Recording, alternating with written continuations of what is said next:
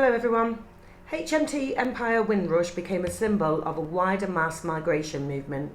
According to the National Archives, which holds the ship's passenger list, there were 1,027 people on board.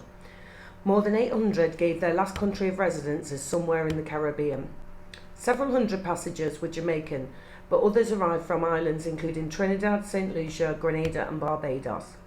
These travellers and those on other ships which came into the UK until 1971 became known as the Windrush generation, and many had served in the British Armed Forces in World War II. In 1948, the British Nationality Act gave people from colonies the right to live and work in Britain. The government needed workers to help fill post-war labour shortages and rebuild the economy. Caribbean countries were also struggling economically, and job vacancies in the UK offered an opportunity for them.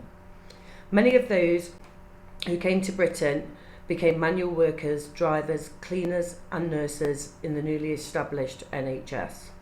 Now, it's unclear how many people from the Windrush generation are still in the UK now, but the number is thought to be in the thousands.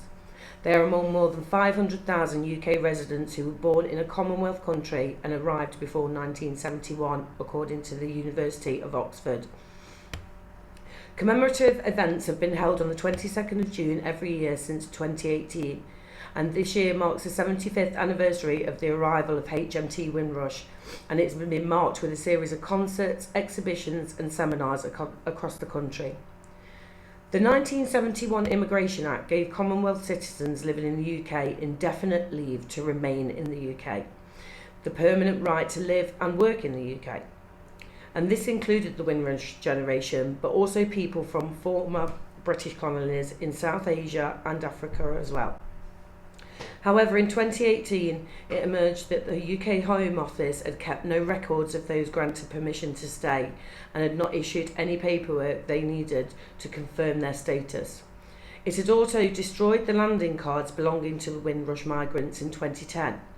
Those affected were unable to prove that they were in the country legally and were prevented from accessing healthcare, work and housing, and many were also threatened with deportation.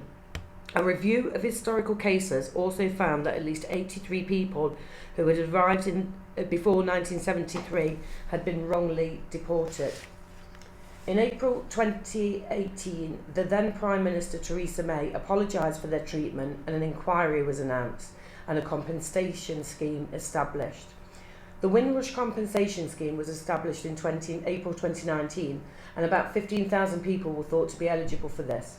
But the scheme has been constantly criticised for processing delays, low offers and unfair rejections, which have been reversed on appeal.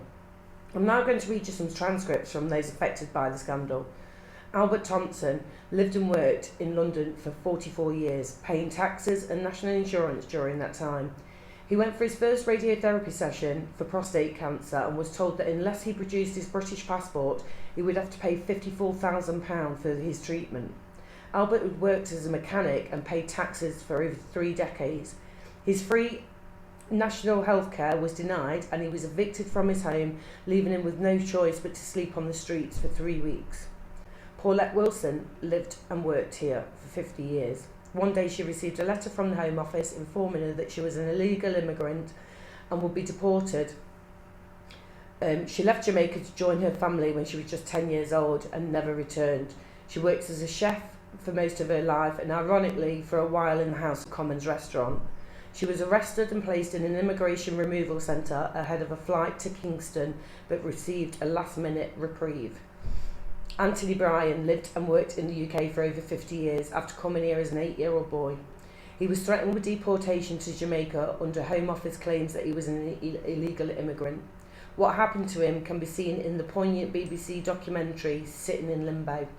He was unlawfully detained and threatened with deportation. Now, this is just a snippet of the whole story of the Windrush generation and what they've been through just for trying to make a better life for themselves and their families.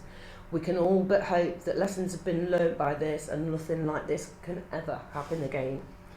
Now, this concludes this month's theme on Black History Month, and thank you for taking the time to listen to our podcast.